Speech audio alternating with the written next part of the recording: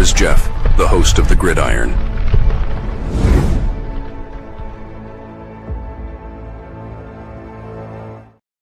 All right. Welcome to the Gridiron, baby. If you can give this video a thumbs up or maybe share this video, that would be absolutely freaking phenomenal. If you subscribe to my channel, thank you. If not, please go down below, hit the subscribe button, hit that bell icon. That way next time I go live or if I put a video out, you'll be notified. And it's free of charge. It's totally free of charge. But if you're subscribed to my channel, thank you. If you want to help support my channel, description box below, very top link in the description box. It's a link that takes you to my membership page. I got 3 different membership levels. Each one has their own little perks to them. So once again, if you want to help support my channel, it would mean so much to me. And I thank you in advance. Thank you. And then finally, just underneath that, there's another link in the description box. Takes you to my Facebook group. It's called the New York Giants, the Gridiron. It's my Facebook group. I have over 9,800 members in the group, and it is doing simply marvelous, my lad. Basically, if I'm alive and breathing, if I got internet access, I ain't putting stuff in this group down there. 365. It's called the New York Giants, the Gridiron. It's my Facebook group. Please join it. You will not be dissatisfied. I promise. Well, the guys had the day off today. Basically, like what Dave says is that, they won't go any more than 3 days in a row, right, without having a day off. But the padded practices are on. So I'm going to talk a little bit more about that in a little bit. But we got a lot of individual stuff to talk about here. A lot of individual people to talk about. But one thing, I heard this on, Big Blue Kickoff Live. I heard this. They were talking about it. They went to a site. It's called, what's it called there? Team Ranking. I think it was called teamranking.com. And it's I think it's football, it's baseball, it might be basketball and hockey. I didn't check out all stuff. They got all kinds of stuff on there. But one of the things they were talking about, and when John Schmelke was going over it, I mean, it was unbelievable. The amount of points that shall I say, the lack thereof, amount of points the Giants are scoring in the first quarter. It's unbelievable, absolutely unbelievable. And when you get to all these close football games, and I mean, it's like they're always constantly seem like they're always playing from behind. You got the first quarter goes by and the Giants maybe don't have any points, maybe a field goal or something like that. It's it's so important to get points up on the board because you want to be able to dictate the game. You don't want to have the game being dictated. You don't want halfway through the third quarter, at the end of the third quarter, the other team can run or pass. They can do whatever they want. Meanwhile, you have to pass because you're down by 3 touchdowns or whatever. You want to be able to dictate it, not have it the other way around. I mean, this is just all right. Let me share my screen here. This is just all right. Teamranking.com here. All right, here we go. This is the first quarter stats. I mean, this is just unbelievable. I mean, all right, we got here. Okay, now this is now for notice here, right? Okay. This is 2024. Okay. Now you notice Tampa Bay playoffs, Minnesota playoffs, Green Bay playoffs, Cincinnati no, but they got a great offense. Washington playoffs, Baltimore playoffs, Buffalo playoffs, Chargers playoffs, Houston playoffs. Eagles obviously, right? I mean, look where the Giants are at. Last season. The amount of points we scored in the first quarter. I mean the Giants. 31st, 2.1 points per game. The only team that was worse than the Giants was the Bears. We're not even averaging. We're averaging 2/3 of a field goal in the first quarter. We're averaging 2 points in the first quarter. 2 points. All right, then It's whoops. Okay, there we go. 20. Oh, all right, there we go. How far are we? Oh, we can go way back here. Let's see what about 2007? What we got here? Yeah, look, see the Patriots, right? Right, the season they had 7 points. They scored a touchdown. They scored actually 7.5 points in the first quarter. What were the Giants average here? Giants still 3.5. It's unbelievable. Still crappy. But if we go back to 2023, all right, here we go. 2023, the Giants last 2023, 1.5 points a game. Every 2 games, basically, the Giants kick 1 field goal in the first quarter. That was in 2023, right? I mean, it's not really much better even in 2022. Their season, they went to the playoffs. All right, here we go. Yeah. They're 28th. 2.8 points per game. And that was the year they had a winning record. 9-7-1. They went to the playoffs. They still didn't even average a field goal in the first quarter. All right. Let's go down here to 2021. I mean, you look at we're going to go to the judge here, right? I mean, so we know this can't be too good.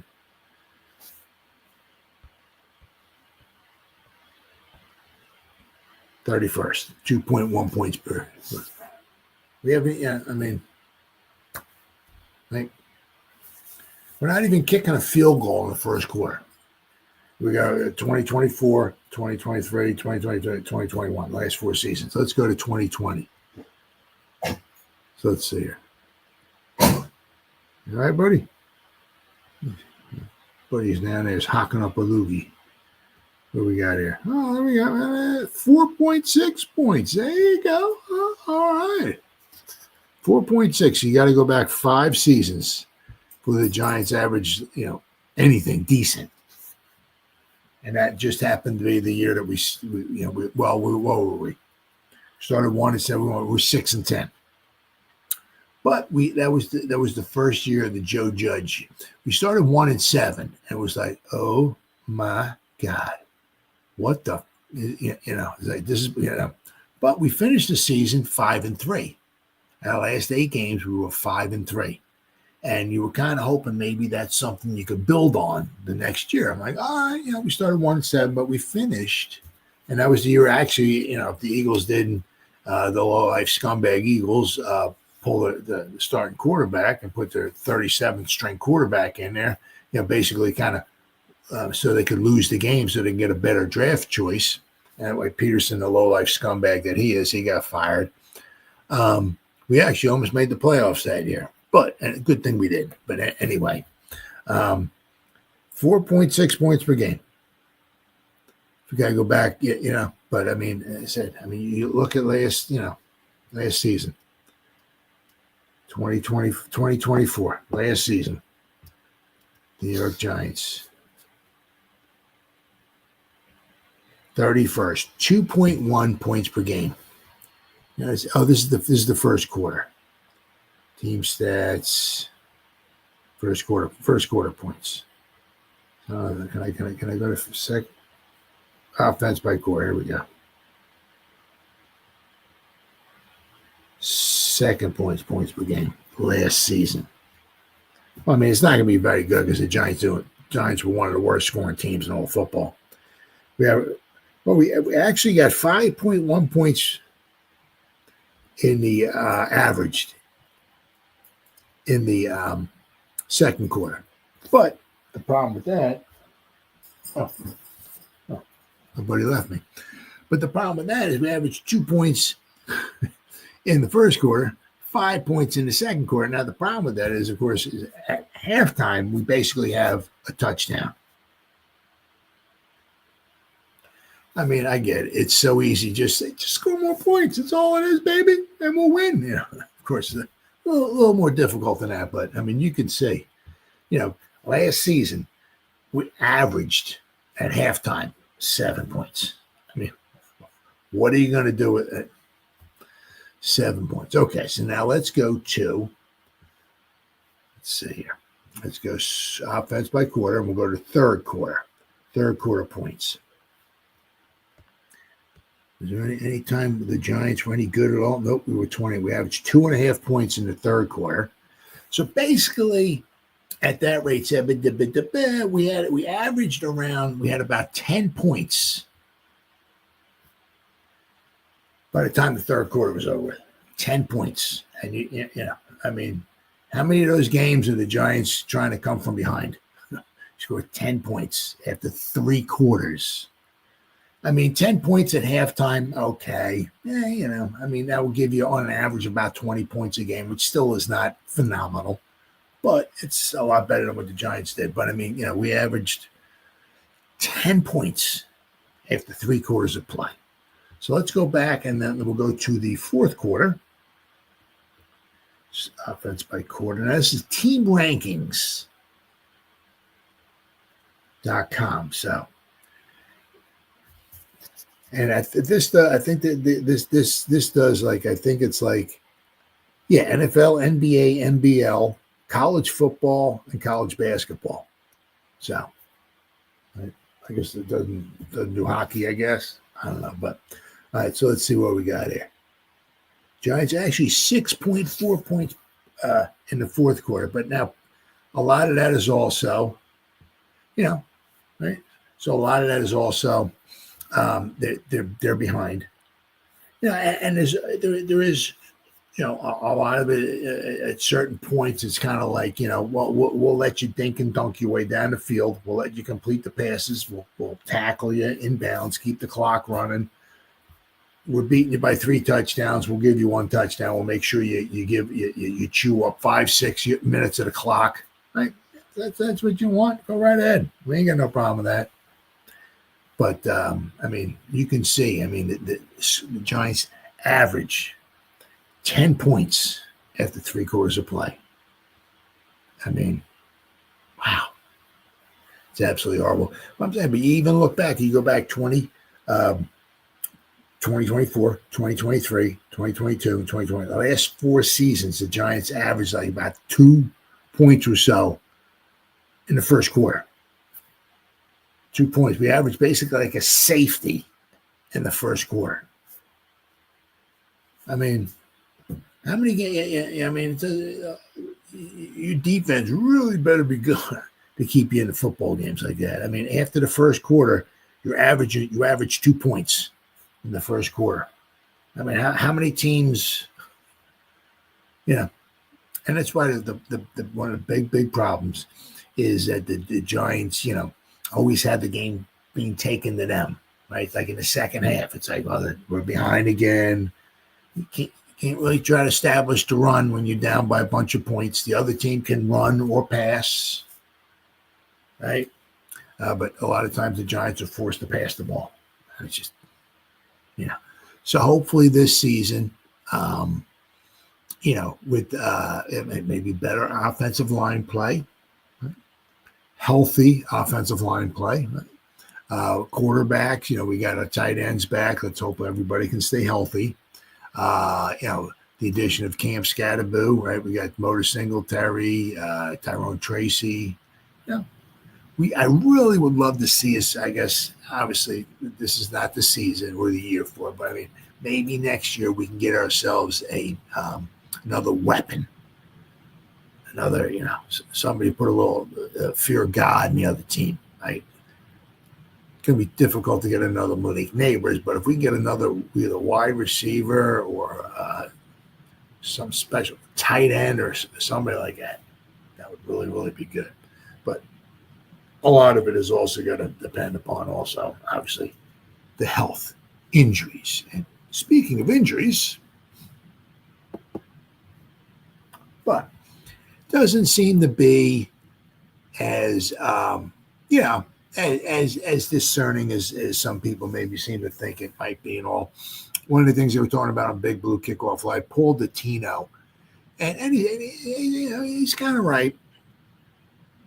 Now, there's like different types of injuries, obviously. But my point being is that when a guy gets injured, what Paul Vitina was talking about, is that when somebody gets injured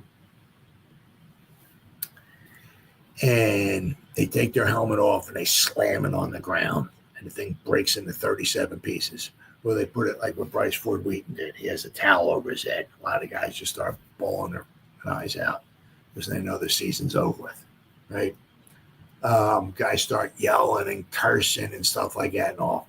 That's a good indication that the injury could be pretty bad. That really wasn't the case with Malik Neighbors. He got off the field, right? He wasn't yelling or cursing or nothing like that. Just might have a little soreness in his shoulder. It's football. You're a wide receiver. You're going to have to block. It's football, right? I'm not exactly sure what he did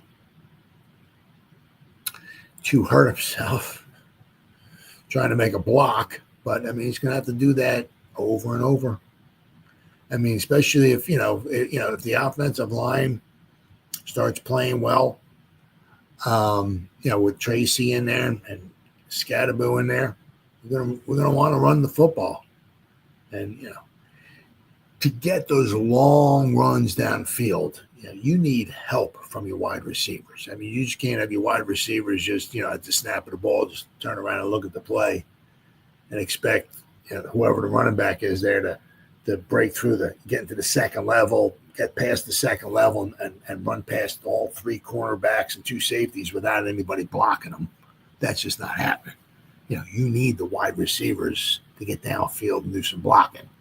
So, I mean, what he did wasn't anything out of the ordinary. He just kind of wondering exactly what happened. But there's a couple of guys who are really indispensable on this offense. One's Andrew Thomas, right? Because when he's healthy, one of the best left tackles in football, we need the guy to get healthy and stay healthy. But for the Giants, I mean, if Malik Neighbors is not healthy, that's going to be a problem for the Giants. But so obviously it was yesterday. He exited practice with a apparent shoulder injury in Giants training camp scare. Malik Neighbors in pain is certainly not a sight for the Giants want to see. He provided a new worry with an apparent shoulder injury during Tuesday's practice. After blocking on a run play during team drills, Neighbors stayed on the ground for a few moments before walking off the field holding his left shoulder. He went into the field house with head trainer Ronnie Barnes and did not return. The Giants are not overly concerned that the injury is serious, though. Neighbors sat out all of OTAs and minicamp while managing a toe injury that has been nagging him since his LSU days, and which he acknowledged might eventually require surgery at some point in his career. Head coach Brian Daboll previously said that they'd monitor the toe injury and potentially limit his reps in training camp, but in recent days, Neighbors had been at full speed. Neighbors missed 2 games with a concussion last year. He also dealt with a hip flexor and knee ailments along with a toe injury. Let's see. I got another one here. Giants offer immediate update on Malik Neighbors after camp injury. Says Malik Neighbors appeared to have avoided the worst after the star wide receiver suffered an apparent shoulder injury during Tuesday's training camp practice. My sense is that it isn't serious, a team source told Heavy.com, on the condition of anonymity, being anonymous. Anonymity, being anonymous, to speak freely about the situation. Neighbors was cleared for a full workload just as training camp got underway after being limited to being a spectator for much of New York's OTAs and minicamp practices this spring while recovering from the lingering toe injury. Through the first 2 weeks of training camp, Neighbors has been drawing rave reviews this summer. Yes, he has.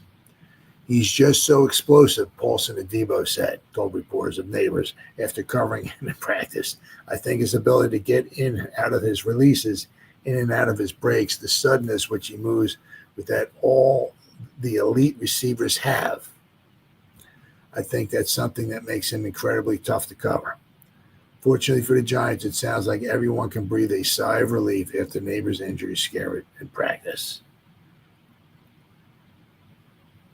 If the first practices of training camp this summer are any indication, Neighbors could be on the cusp of leveling up his game from a stellar rookie campaign.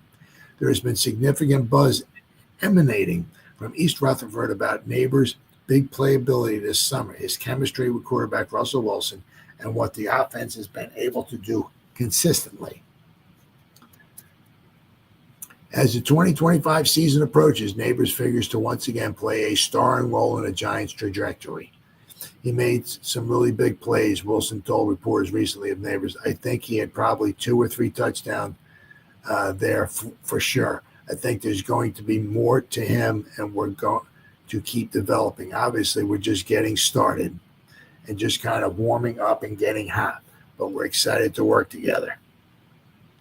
You know, I mean, one of the things, obviously with Malik, right?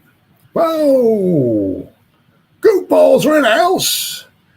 You know, with Malik is, hopefully we'll get some kind of a long pass game, going. Because that's one thing Russell Wilson does very, very well is hitting a deep ball, right? And it's so important to get those big plays on a drive. I mean, it's, just all right. We're gonna run a play. We're gonna get 4 yards, bring up 2nd and 6. Then we'll maybe hit a quick pass. We'll get 3 yards there. So bring up 3rd down and 3. We'll complete a short pass. We'll get 4 yards. We'll get 11 yards, right? 1st and 10, right? Then we're going to get 5 yards on 1st down. We're going to get another 2 on 2nd down, bring up another 3rd and short. We'll get a short pass, short completion, pick up 4 or 5 yards, pick up 12 yards, be another 1st down. Then it's so tough to do that without getting a sack, right? Without something silly going, somebody dropping a pass.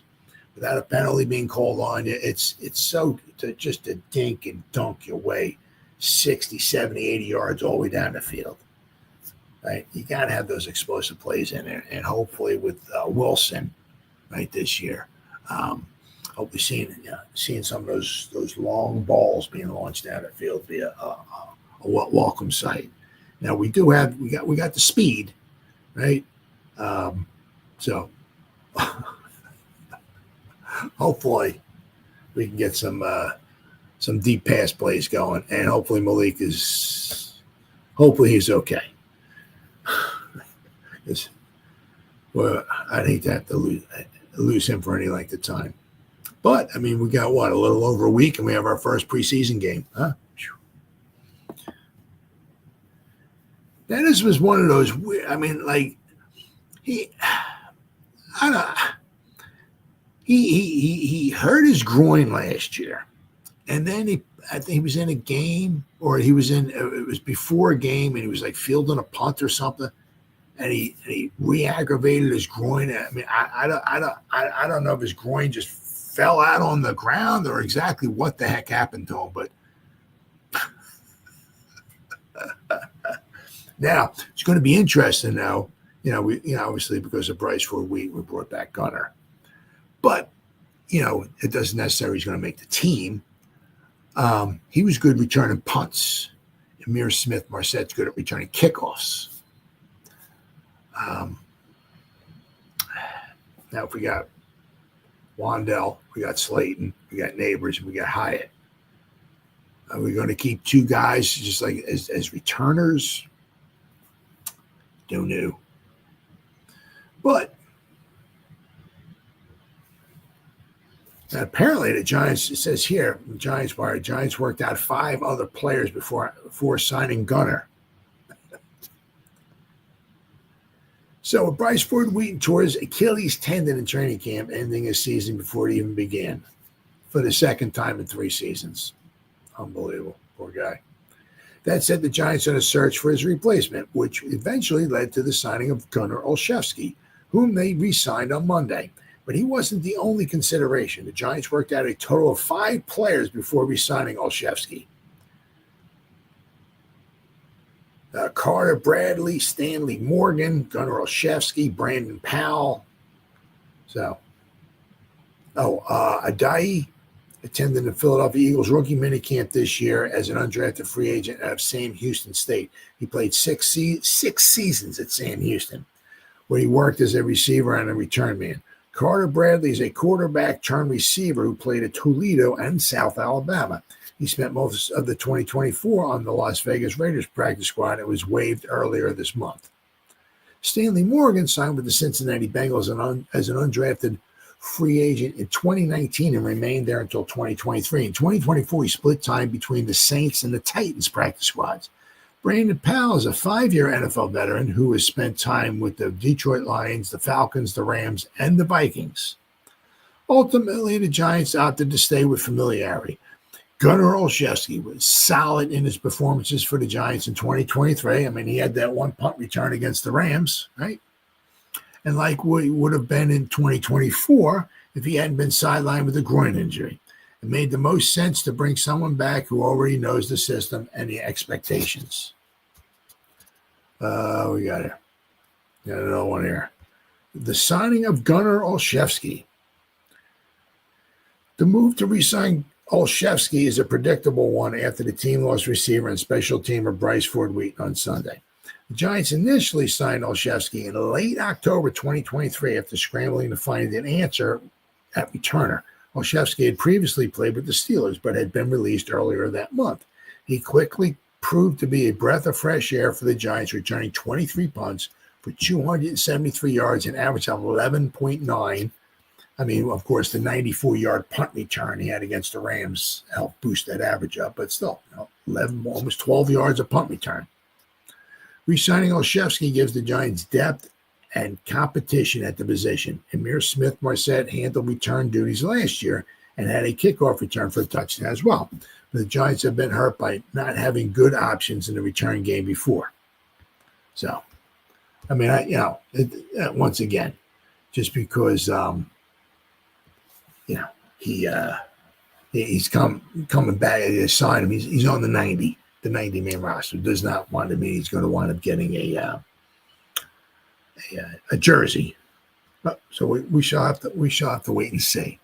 But now, as I said, Smith-Marset last year returned a kickoff back for a touchdown, and then of course, you had 2 years ago, Gunnar Olszewski returned a punt return back for a touchdown. So we got 2 guys that can bring the ball to the house. So we'll have to wait and see how things pan out. But I don't know exactly what he did to his groin, but Giants and their injuries. But they had the first 2 padded practices, right? So the pads were popping. Gotta love it. That's because the nice thing about this, obviously, and then you get you get to see that the one-on-ones, the offensive line with the defensive line, right? The one thing with that is it's a little, because Dexter Lawrence, right? They're handling him, taking him very slowly and all and everything. So, but I mean, some of the stuff that you do wind up hearing is that the offensive line hasn't been doing too bad, not too bad at all. Of course, it also depends upon when they're going up the one-on-ones. I mean, Abdul Carter seems like he's pretty freaking special. I'm going to really love to see him. Going to love to see him on the field. But their first day of padded practice, the Giants did a lot in the run game, right? Because, I mean, with the pads on, then the offensive linemen have somewhat of a chance, maybe latch on to a defensive player, whatever. I mean, it's tough to learn a whole heck of a lot when nobody's got any pads on in the run game, right? But the first day of padded practice, they had to run heavy. Dable indicated before practice that the workout would be run heavy, and he wasn't kidding. There were 35 plays during the various 11-on-11 practice periods. 22 of those were run plays. So basically what? Almost 2 out of every 3 plays were a run play. That is pretty much the exact opposite of how 11-on-11s without full pads generally works. You don't really run the ball too much, I would say, in OTAs or even these first few days just because you don't want to put anybody in a bad situation, Dable said. Now, the double teams and the scoop blocks and the down blocks and the power rushes, that's when you start to be able to evaluate the offensive line a little bit more. When you're in OTAs and the first few days of practice, there's a way you want to try to practice. It's a physical sport, but you're doing things to try to eliminate some of those things when you don't have pads on. A bunch of double teams with no pads on, that's hard to do on a defensive lineman, or pick a stunt on an offensive lineman when he's got no pads on with the technique that they're having to use. Rookie Cam Scadaboo and second-year back Tyrone Tracy both broke long runs during practice. They talked about Gunner is back. While he started primarily as a return man, the 28-year-old Gunnar Olszewski does have some experience on kickoff and punt coverage. So that's where he might have to get his, because, you just can't make the team just to, unless you're like Devin Hester or something like that. Yeah, if you're that good, maybe you can make the team as specifically as a return man. But other than that, you better bring something else to the table other than just returning punts. Wide receiver Wando Robinson was held out of practice. Brian Dable said nothing serious was wrong with Robinson, but that he had taken a knee to the leg on Sunday, and the Giants were giving him a day to rest. Jalen Hyatt continued to be limited after suffering a leg injury on Thursday. Hyatt worked on individual drills, but sat out of team periods.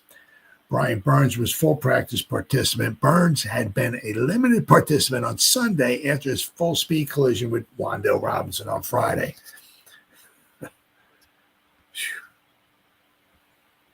All right. Let's see.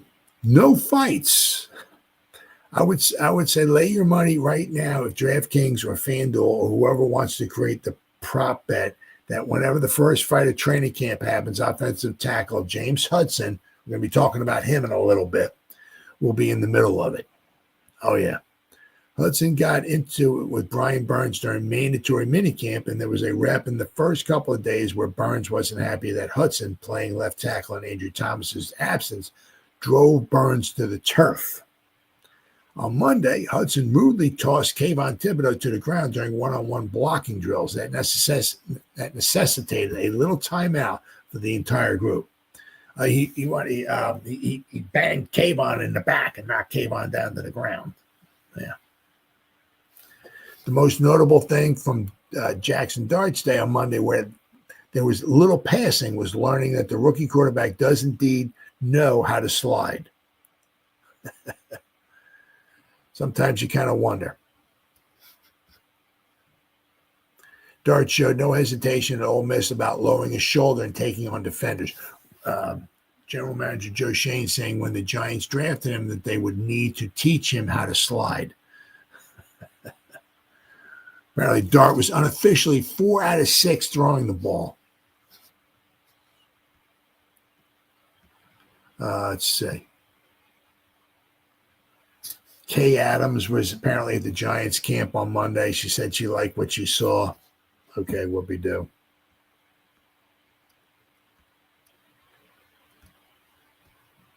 When training camp hits, I don't have much tolerance for mistakes. That was Dable's during the mandatory minicamp. Until Monday, though, Dable had shown a good deal of tolerance.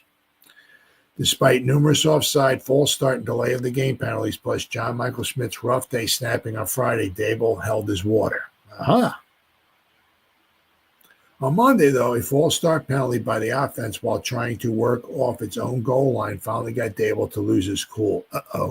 From my vantage point nearly 100 yards away, I could not see who committed the penalty or who Dable was yelling at, but I was happy to see the Giants not simply move on the next play without some reaction from the head coach.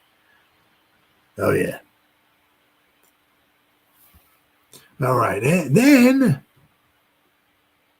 on the second day of practice, padded practice, Injuries are starting to pop up for the Giants, who went through their second straight day of padded practices. Oh, yeah. Gotta love the injuries.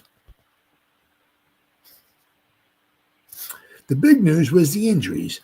The one that could potentially be significant is the right leg injury suffered by defensive lineman DJ Davidson during the third team period.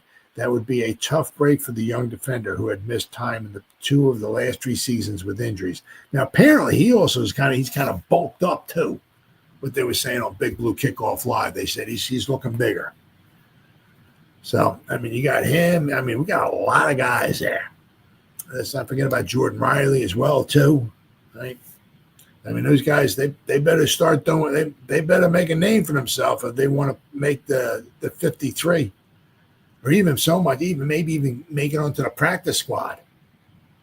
Obviously, Malik Neighbors' injuries was to his shoulder, and it's believed that it was going to have further tests done. The very, very early word is that it's not thought to be serious. It's noted the Giants ran a second straight day of run-heavy drills. This time around, I thought the defense held up better in stopping guys from getting too far beyond the second level. But the bigger picture is that this allows for the run defense, which has not been very good of late, to work on its angles and to a degree its tackling. Now, there's no tackling. There's no picking the guy up and slamming it to it's like I think like Dable says, like a thud tackling. So you don't take the guy to the ground. Cornerback Deonte Banks is starting to concern me. I mentioned on X. Well, see, this is where it's a little. He had defensive pass interference called, but if you listen on Big Blue Kickoff Live, he's been a little bit stickier, or than he has been in the past. But there was a couple of pass interference called on him as well too. Both were somewhat concerning, as he showed no instinct or awareness of the ball's location and failed to turn around and look for it. On one DPI against Bo Collins, Banks kept running with the receiver and tried to stick his arms in the receiver's way. All he had to do on that play was to recognize that the receiver was slowing down in his route to get in a position to make the catch. That should have been Banks' clue to turn around and look for the ball. Instead, he kept running and flailing his arms, hoping to maybe knock it away, and he drew a quick flag for that.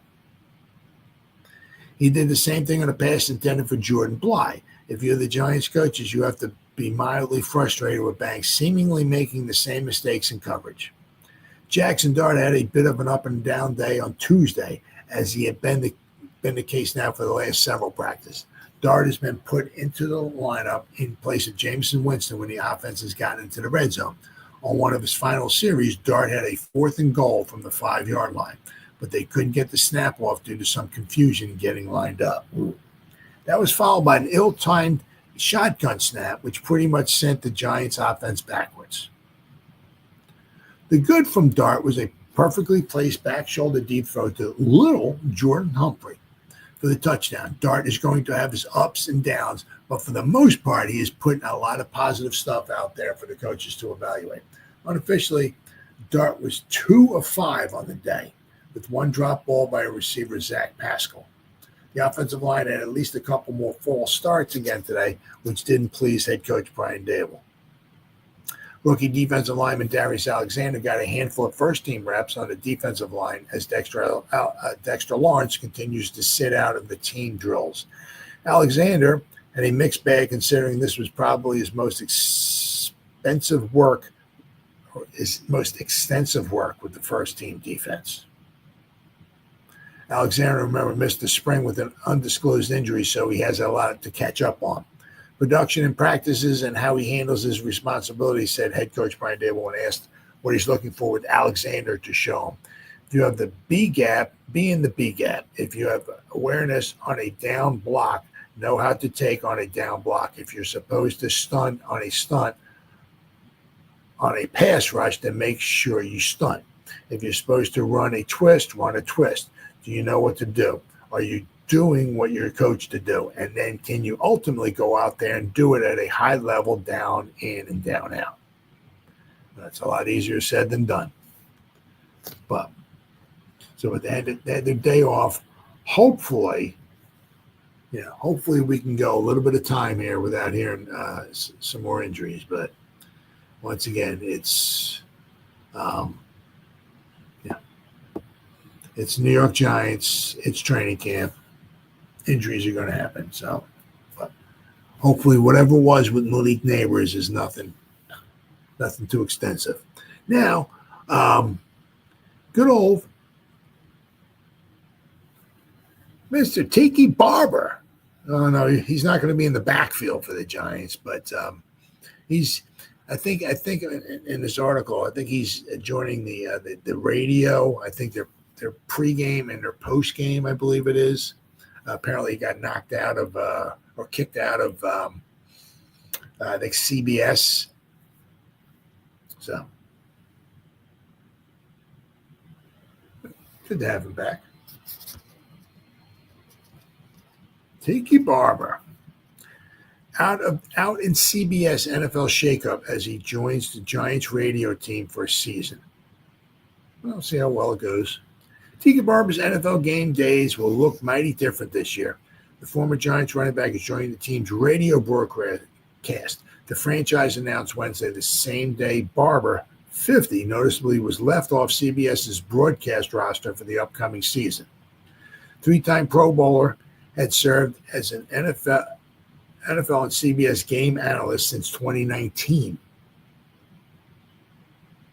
Barber, a WFAN afternoon co-host on the Evan and Tiki since 2022, will join the Giants, John Schmelk, as the new pre- and post-game co-host for Giants game day broadcast. WFAN and the Giants revealed Wednesday when announcing a broadcast partnership extension. Bob Papa will continue to call the games on the radio, with Carl Banks and Howard Cross remains the sideline reporter. I'm really excited to be joining the Giants game day radio broadcast team on WFAN. This organization has meant so much to me professionally and personally, said Barber, who was recently named among the top 100 Giants of all time. Giants have a long history of legendary broadcasters, and Wellington Mara always told them to call it like they see it because our fans know better. Barber said, I look forward to providing analysis and insights that the Giants fans appreciate.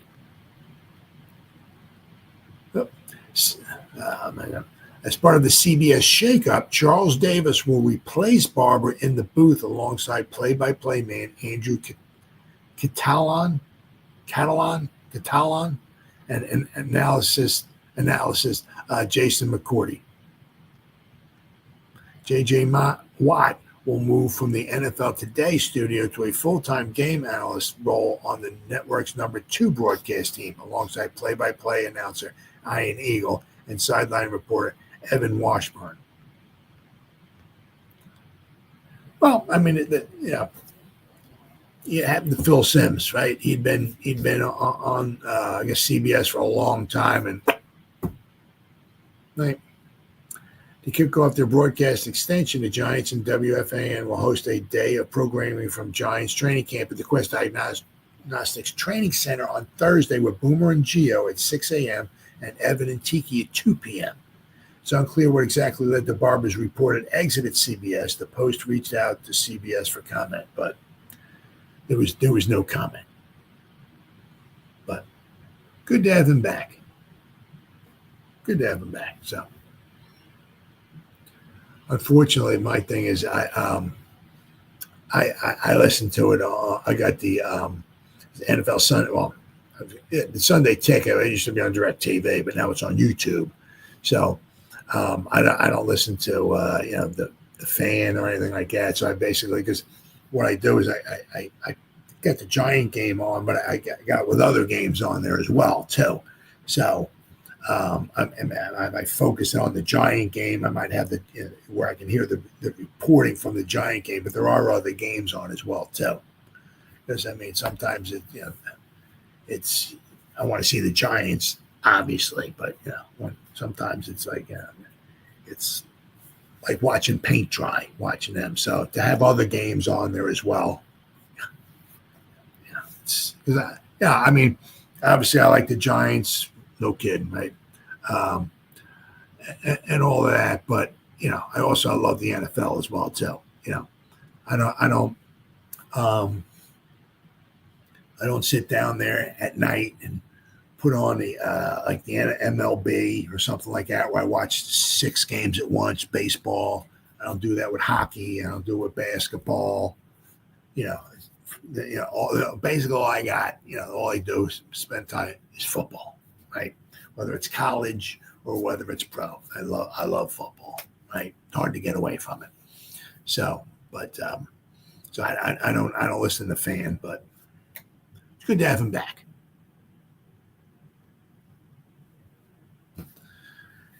Now, ESPN thinks the Giants' future looks pretty bright. And the biggest reason is because of their talent for the players 25 and under. They think that the Giants, the talent on their roster, the young talent on the roster is pretty special. They only got a couple teams that they think have, I guess, apparently a better younger talent than the Giants do. So, that might take a little bit of time for the Giant, the young talent, obviously, to get the experience and all of that, but ESPN thinks Giants' future looks bright. Giants ranked 4th in under 25 talent. So there's 3 other teams that ESPN has listed that are have younger, under 25 talent that's better than the Giants. Said the other day we discussed the large number of young players the 2025 New York Giants have. Youth is great, but quality beats quantity. Aaron Schatz wrote for ESPN, has analyzed the rosters of every NFL team and ranked them by the amount of under 25 talent that they have. Schatz founded the now defunct Football Outsiders and created the widely used defense-adjusted value over average metric for evaluating teams and players. His intent is to try to understand which teams are best set up for long-term success, as opposed to how good they are now. The good news for the Giants fans is that in Schatz's eyes, this year's Giants team has both quantity and quality in its young players. Now, I mean, obviously, you can have your whole team can be under 25 if you want. Sure. But how good is it? Right?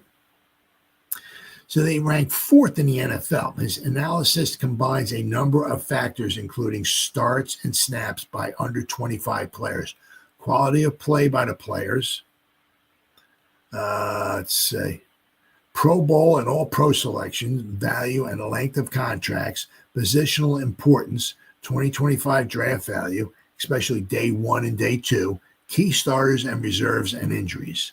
Let's look briefly at 3 teams he ranks ahead of the Giants. Now, apparently, I guess the Houston Texans, according to this guy, have the best overall talent-wise of players who are under 25, the Texans. And it was the same thing in 2024. They were ranked number 1 as well, too. So, said, no surprise here. Once the Texans committed highway robbery by unloading Deshaun Watson to Cleveland for 6 draft picks, including 3 consecutive years of first rounders, the die was cast. Yes, I guess basically every year they had got 2 first-round picks. Yeah, right? So, but that's on Cleveland. To their credit, they mostly drafted well. The current team includes blue chip C.J. Stroud, Will Anderson, Derek Stingley Jr., and Lassiter as well. So, the number 2 team is the Seattle Seahawks, up from number 10. The Seahawks hit on Devin Witherspoon, Byron Murphy II, and Jackson Smith and Jigba, whose sophomore season was much better than his rookie season, as well as Kenneth Walker, Zach Charbonnet, and Charles Cross. Yep, got some studs there. Then they have the Commanders, who were number 18 in 2024. This ranking is largely due to Jaden Daniels' outstanding rookie season, though Schatz mentions a few other players such as Brandon Coleman, Newton. So, as for the Giants, at number 4, they were number 13 a year ago. Schatz lists 4 blue chip players. 3 will be no surprise: Malik Neighbors, Abdul Carter, and Jackson Dart. All right, so he has Jackson Dart is a blue chipper. Okay. With an exclamation point. That Neighbors ranks 6th among all NFL wide receivers in ESPN's receiver tracking metrics, despite being 21, despite being a 21-year-old rookie. He's only 20. Wow. Rookie at 21. ESPN metrics track 3 facets of receiving: getting open, catching the ball, and yards after catch. Neighbors' overall score is suppressed somewhat by his drops, which he had, and fewer yards after catch than some of his peers. When you sort by getting open, though, Neighbors is tied for first. Now, but one thing they were also talking about, too, is they said his drops, he's done a fantastic job so far in camp as far as with his drops, because he did have some last year. Let's see. He was tied for first with Mike Evans and A.J. Brown. His receiving ratings was getting open. He scored, I guess he scored a 91. He was tied for first with him and Mike Evans and A.J. Brown. The interesting thing is that Neighbors last season expressed some frustration, especially after the first Philadelphia game, that he was getting open but not getting the ball. That wasn't exactly true, as Ed Valentine noted. The ESPN tracking says that overall, though, Neighbors got open as well as any wide receiver in the NFL. Schatz cites the Giants' first 2 draft picks, Abdul Carter and Jackson Dart, as his next 2 under 25 blue chippers. That's purely projection, of course, since they haven't played an NFL down yet. Carter's an interesting case in the evolution of fan sentiments. Many fans were hoping for Cam Ward or at least Travis Hunter with the Giants' first pick, as it became clear that neither was likely to make it to the number three spot. People accepted the idea that Carter was going to be the pick. I sensed that the excitement wasn't there for the pick, though, with the quarterback situation still up in the air. Even though Carter was the consensus best defensive player in the draft, fast forward to training camp, with Carter seemingly creating a highlight clip every day, making Giants offensive linemen look bad. Now fans are dreaming of the second coming of LT. Neighbors is wide-eyed and chuckling, telling Kay Adams about how impressive he's been, and it's become hard to imagine Carter not being an impact NFL player. Phew, my goodness, this is a long-ass article. Let's see. Many of us may not have realized just how many really young players the Giants have relative to other NFL teams, or we forget it sometimes in our frustration with the team's record in the past recent years. Here's an example. The Broncos, Schatz is number 32nd ranked team. Broncos have 0 under 25 talented players in Schatz analysis. 0. How can that be? They just went to the playoffs with a rookie quarterback, yes, but Bo Nix was in college forever, and he's already turned 25. Other young stars, such as Patrick Surtain II, entered the league before Joe Shane was even the Giants' GM and already have 4 years of NFL experience. None of this means that the Giants will actually finally become a good team. Maybe yes, maybe no. Looking at Schatz's top 3, Houston, led by a surprisingly great rookie season by Stroud, got to the second round of the playoffs in 2023 before being outclassed by Baltimore. Stroud didn't duplicate his rookie success in 2024, but the Texans still made it to the second round before the Chiefs ousted them. Seattle, a team that seems to be liked by many analysts every year, has hung around the 500 mark ever since Russell Wilson left, with only a wild card loss in 2022 to show for it. Washington came out of nowhere to make it to the NFC Championship game, largely because of Daniels, who will be 25 before the season ends, and it will be interesting to see whether they can sustain their early success. Does the Giants' young, talented core bode well for the future? Probably. We will see evidence of that in 2025. We'd like to think so. As Yogi Berra said, though, it's tough to make predictions, especially about the future. Of course, that's... oh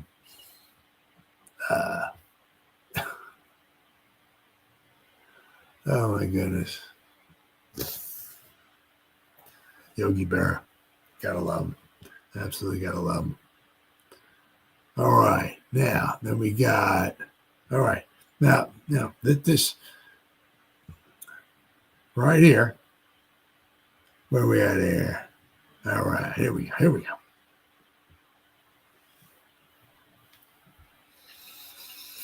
Evan Neal.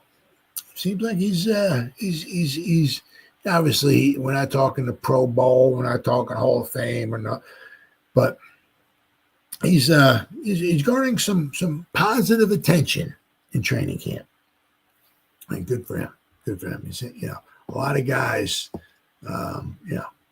talking about him, especially like in run drills and all. They say like if he gets his hands on somebody, man, he just moves. I mean, obviously he hasn't gone up against like Sexy Dexy or anything like that, but in the run game, he's pretty damn impressive, right? He hasn't won any jobs yet, right? But certainly worth keeping an eye on him. That is for darn sure. So far, he has impressed. So the Giants didn't pick up his fifth-year option, but we'll have to wait and see. Yeah, I mean, he just might wind up winning the starting right guard position. Who knows? Right? Confidence surge from the forgotten Giants lineman is turning heads fast. It's been a while since Giants fans were excited about Evan Neal. Yeah, you got that for you, right? There's one thing that fans love about professional sports is a good comeback story. In New York, they especially love a comeback, and heading into the 2025 season, Evan Neal might just be writing one. Almost 4 years ago, Neal was a highly touted prospect out of Alabama who fell into the lap of Big Blue with the number 7 overall pick in the 2022 NFL Draft. He was immediately plugged in as the starting right tackle, and it didn't quite pan out. Many labeled him as a bust and wanted him off the roster. New York even declined his fifth-year option, a clear sign they were ready to move on. But Neal isn't going quietly. Not only is he fighting for his roster spot, he's impressing early and looking sharp. In his transition from tackle to guard, a move many felt was long overdue. With both starting guard spots up for grabs, I don't know so much about starting guard spots up both. I don't know so much about that. We got John Runyon Jr. over there on the left-hand side, but all right. Once upon a time, Neal, he was inconsistent on staying at tackle, but when he spoke at training camp, Neal sounded like a player who had completely changed his mindset and maybe even matured in the process.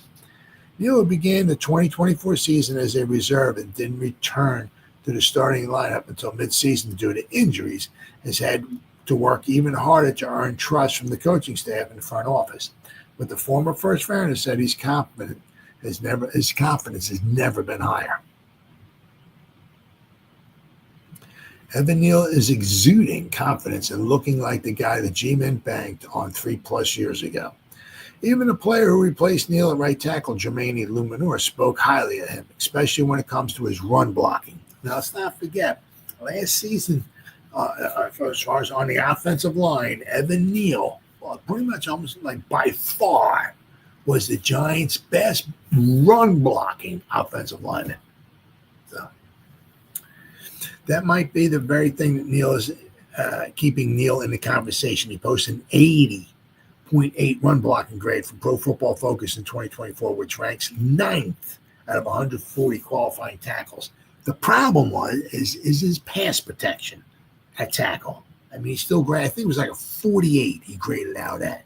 48 or 49. It wasn't a 50. It was under a 50 that he graded out at last season, according to Pro Football Focus, in his pass blocking. But that was a tackle, though. If anyone understands switching positions to help the team, it's Luminor. He played guard in the past and was initially brought in to play right guard for the G-Men. But with Neal recovering from ankle surgery and struggling to regain form, Luminor slid to right tackle to start the 2024 season, then moved to left tackle after Andrew Thomas went down with an injury. That's when Neal reclaimed the right tackle spot to close the year. It's not just teammates showing belief in him. Former Giants linebacker and current WFAN radio analyst Carl Banks believes the move inside could be a career saver. He even sees all-pro potential at guard. Wouldn't that be a shocker? The team returns John Runyon and Greg Van Roten for their second seasons in New York.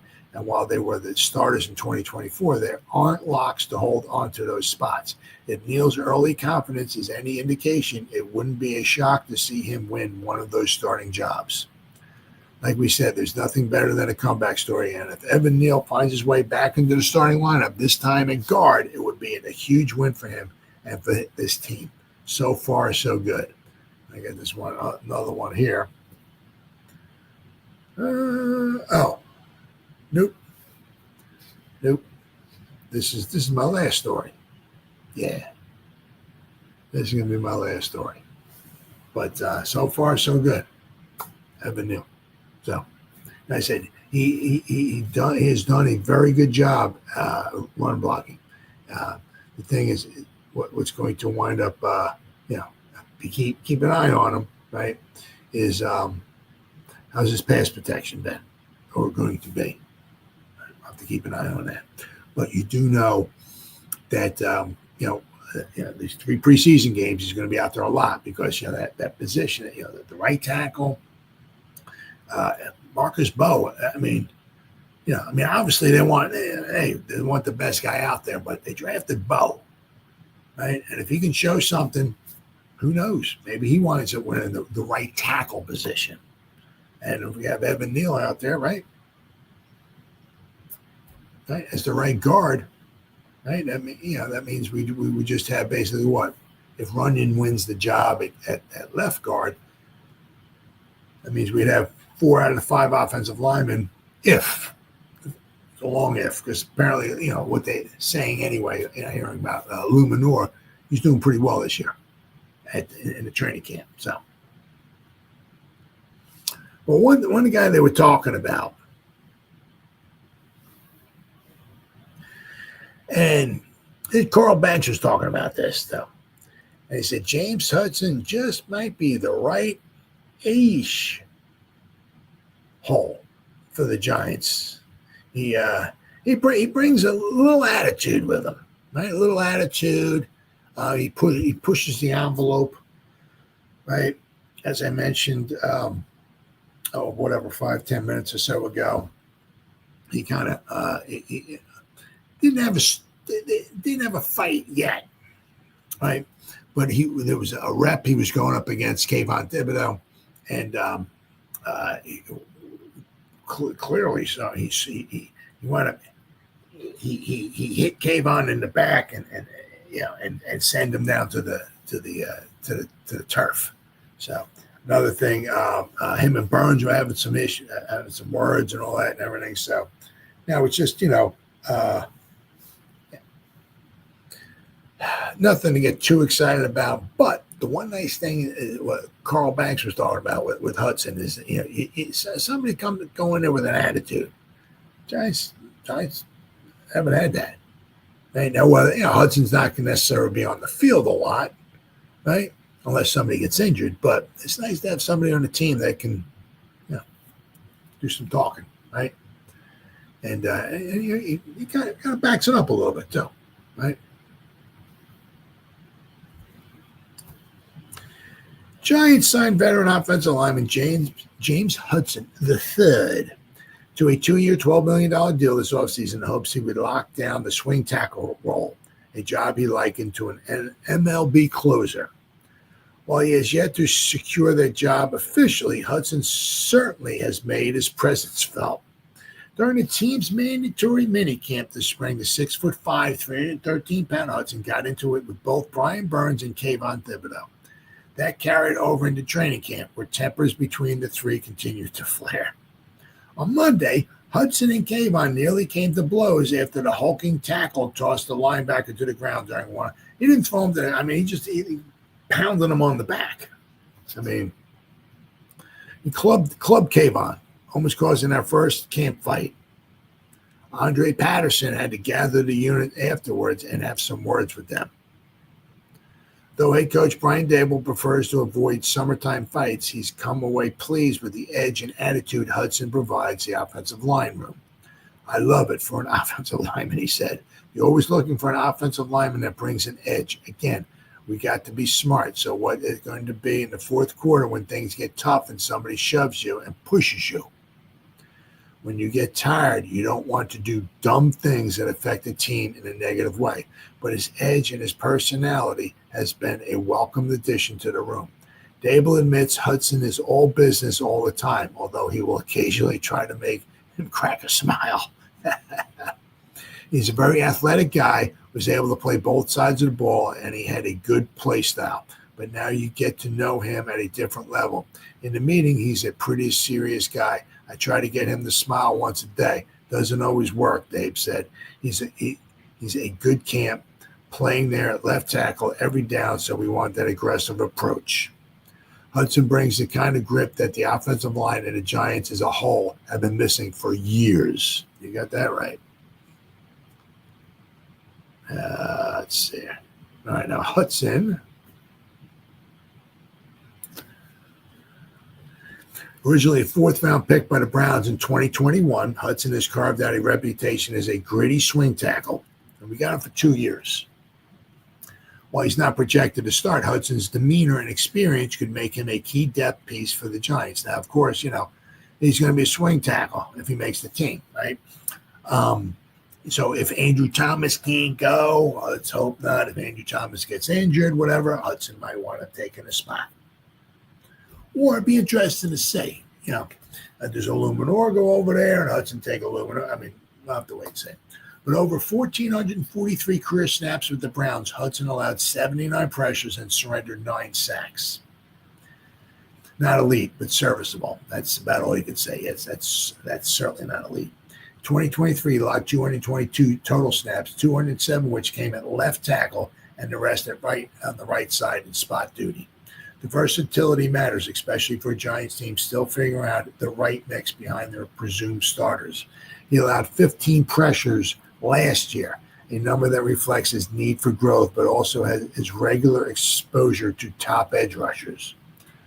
When the injuries hit, and they always do, having a swing tackle like Hudson could be the difference between survival and collapse.